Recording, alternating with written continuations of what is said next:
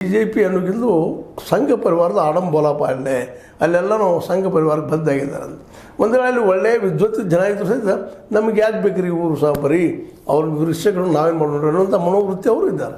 ಸಹಜದ ಹಿಂದೂ ಇರಲಿ ಮುಸಲ್ಮಾನ್ ಇರಲಿ, ಸುಮ್ಮನೆ ಅವ್ರ ಜೊತೆ ಗುಂಡಾಗಳಾಗಿದ್ದಾರೆ ಅವರು, ಅಥವಾ ಗುಂಡಾ ಜನರ ಜೋಡಿ ಸಂಪರ್ಕ ಇದ್ದಾವೆ, ಅವ್ರ ಜೋಡಿ ನಾವು ಜಗಾಡಿದ್ರೆ ಇನ್ನು ಅರ್ಥ ಇಲ್ಲ ಅಂತೂ ಭಾಳಷ್ಟು ಒಳ್ಳೆಯ ಜನನು ತಮ್ಮ ಮನೆ ತಾವು ಕುಳಿತುಕೊಂಡಿದ್ದು ಏನು ಸುಳ್ಳೇನಲ್ಲ. ಆ ದಿಶೆಯಲ್ಲಿ ಹಿಂದಿನವ್ರು ಕರೆಸಿ ಎನ್ಕ್ವೈರಿ ಮಾಡಿರಿ ಅಂತ UT ಖಾದರ್ ಅವ್ರು ಕೇಳ್ತಾ ಇದ್ದಾರೆ.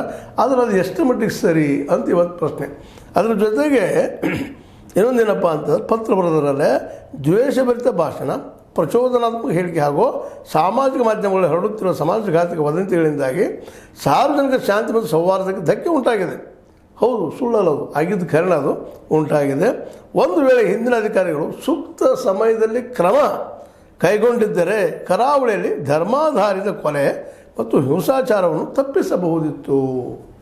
ಆವತ್ತ ಸಂವಿಧಾನಬದ್ಧವಾಗಿ ಬಂದಂಥ ಏನು ಕಾನೂನು ಇತ್ತು, ಜಾತ್ಯತೀತ ಅನ್ನೋ ನೆಲಗಟ್ಟನೆಲ್ಲ ಏನಿತ್ತು, ಆ ದಿಶೆಯಲ್ಲಿ ತಮ್ಮ ಒಂದು ಕೆಲಸವನ್ನು ಕರ್ತವ್ಯವನ್ನು ಸರಿಯಾಗಿ ಮಾಡಿದ್ರೆ ಇವತ್ತು ಈ ಪರಿಸ್ಥಿತಿ ಬರ್ತಿರಲಿಲ್ಲ, ಕೋಮುವಾದ ಬೆಳೀತಾ ಇರಲಿಲ್ಲ ಅನ್ನೋದು ಇವರ ಅಭಿಪ್ರಾಯ. ಅದು ಸರಿನದ ಇಲ್ಲ ಅಂತಲ್ಲ. ಆದರೆ ಇವತ್ತು ಆ ಹಿಂದಿನವ್ರ ಎನ್ಕ್ವೈರಿ ಮತ್ತು ಏನಾದ ಘಟನೆಗಳು ಅದ್ರ ಹಿಂದೆ ಯಾರಿದ್ದಾರೆ ಅನ್ನುವಂಥ ಒಂದು ಕೆಲಸ ನೀವು ಮಾಡಿ ಇವ್ರು UT ಖಾದರ್ ಹೇಳ್ತಾ ಇದ್ದಾರೆ. ಒಂದು ವೇಳೆ ಇವತ್ತು ಇನ್ನೊಂದು ಏನಪ್ಪ ಅಂತಂದು ಇದು ಸಂದರ್ಭ ಇನ್ನೊಂದು ಮಾತು ಹೇಳ್ತಾರೆ ಅವರು. ದಕ್ಷಿಣ ಕನ್ನಡ ಜಿಲ್ಲೆಯಲ್ಲಿ ದರೋಡೆ, ಮಾದಕ ವಸ್ತು ಮಾರಾಟದಂತಹ ಸಮಾಜಘಾತಕ ಕೃತ್ಯಗಳಲ್ಲಿ ನಿಷ್ಠೆಯಿಂದ ತ್ವರಿತವಾಗಿ ಸೂಕ್ತ ಕ್ರಮ ಕೈಗೊಂಡ ಈ ಹಿಂದಿನ ಪೊಲೀಸ್ ಅಧಿಕಾರಿಗಳು ದ್ವೇಷ